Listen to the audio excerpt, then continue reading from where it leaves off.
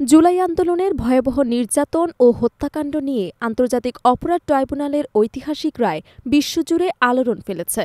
মানবাধিকার ও ন্যায় বিচারের এই সুবর্ণ মুহূর্তকে গুরুত্ব দিয়ে শক্ত প্রতিক্রিয়া জানিয়েছে জাতিসংঘ।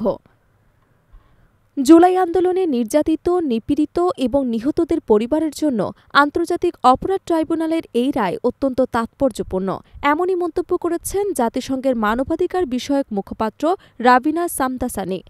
তিনি বলেন, মানবাধিকার লঙ্ঘন ও আন্তর্জাতিক অপরাধে জড়িতদের জবাবদিহিতায় আনার এই প্রক্রিয়া সঠিক দিকেই এগোচ্ছে এবং জাতিসংঘ এই উদ্যোগকে সমর্থন জানায়।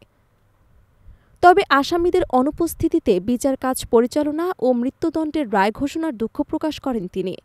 একই সঙ্গে ভবিষ্যতে যেন বাংলাদেশে এমন সহিংসতা আর না ঘটে সে বিষয়ে অন্তর্বর্তীকালীন সরকারকে সতর্ক ও দায়িত্বশীল থাকার আহ্বান জানান।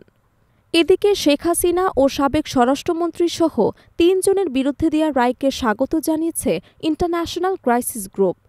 সংস্থাটি বলছে, রাজনৈতিক হিংসা ও মানবাধিকার লঙ্ঘনের ঘটনায় দায়ীদের বিচারের আওতায় আনা বাংলাদেশের আইনের শাসন প্রতিষ্ঠার এক গুরুত্বপূর্ণ পদক্ষেপ।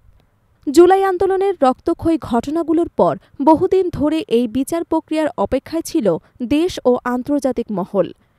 ট্রাইব্যুনালের রায় সেই দীর্ঘ প্রতীক্ষার পথের নতুন এক মোড় নির্দেশ করছে।